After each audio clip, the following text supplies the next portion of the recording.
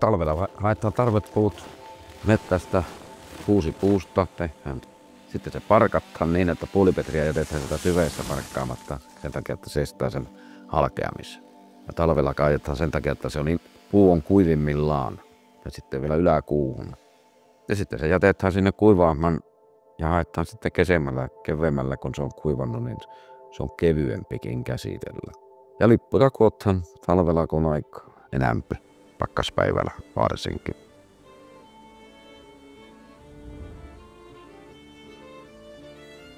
Att komma igång och få bygga nu, det är ju glädjefyllt och att man ser det här skapa glädjen. Och man har ju genom århundraden provat olika metoder här.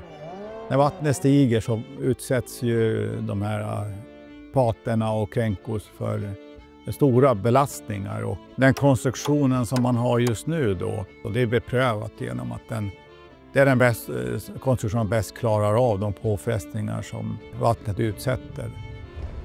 Se on yllättävän tärkeä ja monimutkainen käsityötekniikka, että ymmärtää miten tuossa joessa pitää virrassa tehdä hommia ja oppii kunnioittamaan luontoa.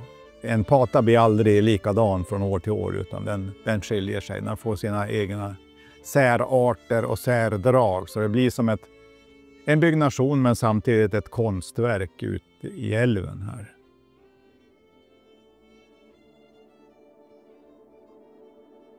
Hårfisket var ju den delen som fick mig till forsen här. Det var ju väldigt intensivt i början då och betydde då mycket naturligtvis att man träffade människor här och man började umgås då med de människorna som också håvade. Naturligtvis blev det en gemenskap, en krets, ett sätt att kommunicera. Det är inte fisken utan det är ju mer då att umgås tillsammans, fiska, hova och prata om håvningen. Och händer någonting att någon får en stor fisk eller någon får någonting som bryter av från det normala, då blir det ett samtalsämne som man diskuterar och funderar kring. Och det betyder ju mycket, just den här kamratskapen egentligen. Att få vara tillsammans med andra med samma intresse då. Och naturligtvis har man möjlighet att fiska och få en fisk så är ju det ännu mer grädde på mosen. Jag har ju funnits här, mina förfäder har funnits här. Om man tänker på Forsen och Matkakoski så har ju min pappa hovat där i alla år. Min bror hovar där. Jag hovar själv där nu sedan 15 år tillbaka. Min farfar hovar där, min farfars far, min farmors far. Så jag känner att de har stretat och levt här i svåra tider.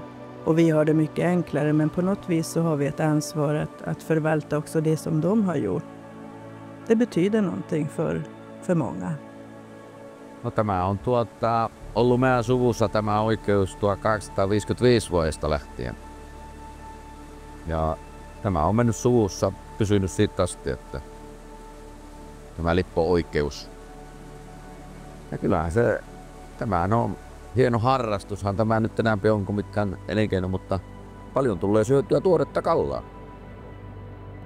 No kyllä tämä lippous on nyt itselle tosi tärkeä juttu, että minun suku on tietenkin liponut täällä jo satoja vuosia ja itsekin on koko elämänsä jollakin lailla tiennyt, että tämä siirtyy sitten myös mulle tästä ja minun isä sairastui reilu 1,5 vuotta sitten ja hänen tärkein kysymys oli se, että jatkatko tätä perinnettä siinä vaiheessa, kun hän oli kuolemassa, niin mitä se muuta siinä sanotko, että totta kai minä jatkan ja se oli päivänselvää ja että ensin kysyttiin semmoiset asiat ja sitten käsiteltiin vasta muut. Ja, men det roliga är ju när man får fisk. Och så också att det är svårt. Alltså man behöver lära sig det. Man behöver lära sig var groparna ligger. Att inte fastna med hoven, att inte plocka upp stenar utan verkligen vara alldeles intill botten men ändå inte ta i. Och det är liksom en utmaning att förstå hur det där ska gå till. Och ibland får man ingen fisk. Och det är ju också, det innebär ju det är inte bara att gå dit och hova upp dem. Vi vet ju att när de får fisk i Kokkola så dröjer det 3-4 dagar, då vet vi att den är här sen. Mä kesäisin pienempänä kalastelin ongella ja perhoilla tässä harria ja muuta kalaa ja sehän oli mukavaa puuhaa, kun oli ongessakin kalaa. Että sitten kun pääsi lipolle, niin kyllähän se kalan saanti, kun siellä lipossahan ei niinku näe kalaa, vaan sen tuntee ja sitä kautta, niin kun sai sen tunteen ja sai maalle kalaa, niin sehän oli mahtava tunne. Ja tietenkin kun isompana kun voimaa karttu, niin tuo lohen saaminenhan se vasta niinku oikein tuntuukin. Man behöver ha ett redskap som fungerar tillsammans med en. Att skaftet känns bra, att hoven är bra, att prova göra nya hovar när den inte är bra. Så att det är liksom en utmaning både att göra redskapet och att lära sig att hova med det. Man jobbar med materialet och hoven under vintern för att allting ska vara klart till sommaren när fisken kommer. Minä olen aloittanut nyt vasta tänä vuonna lippoamisen ja se on ollut haaveissa kyllä monta vuotta, mutta lapset on ollut pieniä ja niitä ei ole vielä uskaltanut koskelle tuua silloin. Mutta nyt on sitten sopiva aika tullut sillekin. Joo, mulla on tosi tärkeää se, että mulla on ne lapset mukana täällä koskella katsomassa tätä talkoilua, remppujen rakennusta ja että ne pääsee heti tutuksi tämän lippoporukan kanssa, joka tässä kulkee. Niin niillä ei sitten arasta olla täällä sitten myöhemmässäkään vaiheessa. Niin mä olen iloinen, kun tulee muitakin naisia tänne.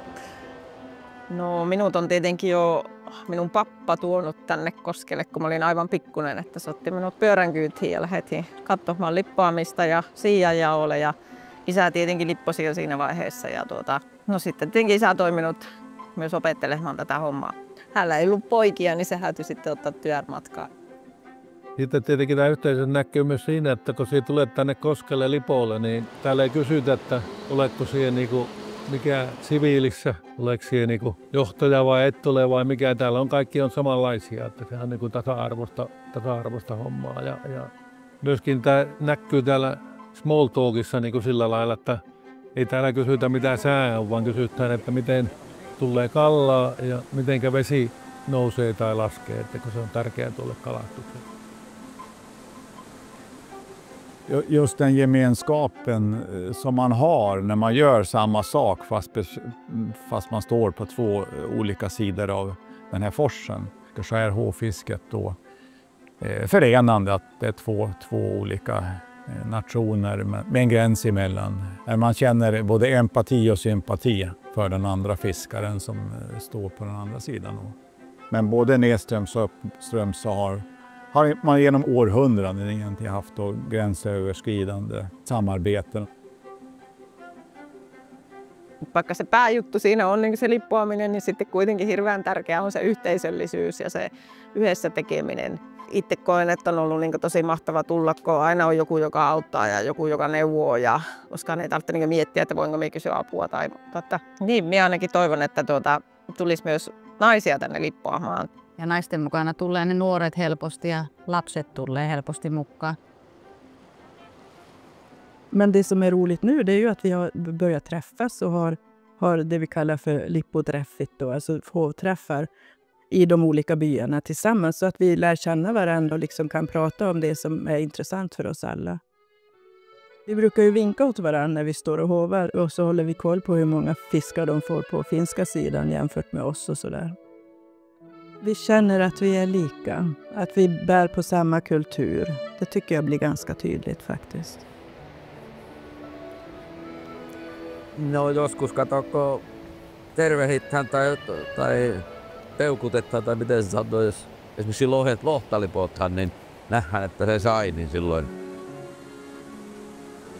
kyllä se ruukataan, kun se huomataan, niin vähän näyttää, että kyllä se pantiin merkille, että sai. Kyllä että ennen on ollut enäämpi ja paottu enäämpi, mutta että kun aika on muuttunut, niin elämä on muuttunut, eli se ei ole ollut elanto sitten niin paljon kiinni, niin mutta lippopaikkoja on käytetty vähemmän, että sitä ei ole paottu niin kauas esimerkiksi, tai jos on pietty helpommissa paikoissa sitä lippousta. Nämä vuorot on nyt niin vuorolippous, sitä talolippua vuoroittaa niin osa se osuen mukaan ja menee ne vuorot. Ja tuolla seinässä ne, koska tulee vuorot. Ja sitten näille lippomiehille nyt ei ole vuorossa, niitä on 4, niin jaetaan se 15 kiloa niin löönäksi sanotaan niin lippopalkaksi, niin se jaetaan niin taloille. Ja talot jakaa sitten, miten ne talot on aikoinaan jakaantuneet. Se onkin niin maagista jakamista siinä mielessä, sanotaan, että kukaan ei sitä ymmärrä oikein kunnolla, joka ulkopuolelle sitä katsoo. Talojen osuudet jaetaan niin 7 kassaa siinä ja joka kasa vastaa niin 2 äyriä. No minun rooli on tavallaan niin valvon tätä ja sitten tilastoin myös. Että minä olen pitänyt semmoinen 10-20 vuotta suunnilleen, en tarkoin muista kauan. Ja, förr i tiden så saltade man ju in allting i princip i tunnor och så åt man av det hela vintern. Numera så är det ju mera frågan om att röka siken. Jag tror att det är det mest vanliga. Och det gör var och en hemma hos sig då med olika tekniker kan man säga. Men sen har vi ju då både i Kokkola här det vi kallar för en koskikotado. Och det är ju då en forsbod där man har en eldstad och gjort i ordning så att man kan halstra sik vid den eldstaden.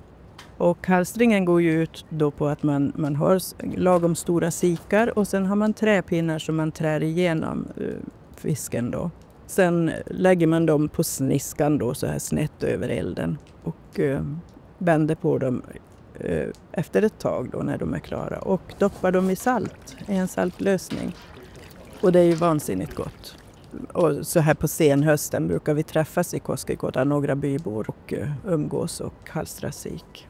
Och det har vi haft i några år nu. Och förr så hade de ju det, alltså då gjorde man ju så när man hovade och behövde ta en lunchpaus. Så då kunde man ju halstra en sik då. Traditionen just med att veta vad fisken är, bygga pater och allt det tillsammans. Och naturligtvis för att få uppleva den glädjen som finns i anslutning till just det här sättet att fiska och vara vid forsen. Jag känner ett ansvar över mina förfäders historia, över att jag tycker att det är en kultur som är värd att bevara. Ja se kulttuuri pitää siirtää seuraavalle sukupolvelle ja jos ei ne tunne sitä, niin ne kiinnostaa. Ja niin kuin sanottu, niin olen saanut ylisukupolvisen kalastusoikeuden ja haluan siirtää sitä eteenpäin. Ja, att kulturen får finnas kvar. Det tycker jag är viktigt och att också se till att det är folk som vill fortsätta att hova. Sehän ei riitä, että mie ja minun suku jatkaa, vaan se pitää näiden kaikkien sukujen täällä jatkaa. Molemmilta puolin väylää edelleen voipi hyvin tämä perinne, niin sehän on tosi tärkeää.